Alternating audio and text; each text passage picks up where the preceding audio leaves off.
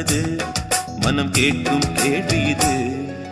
நிலவே நிலவே சரிகம் கதை நீ பாடு, என் கனவை திருடி பல்லவி வரியாய் போடு.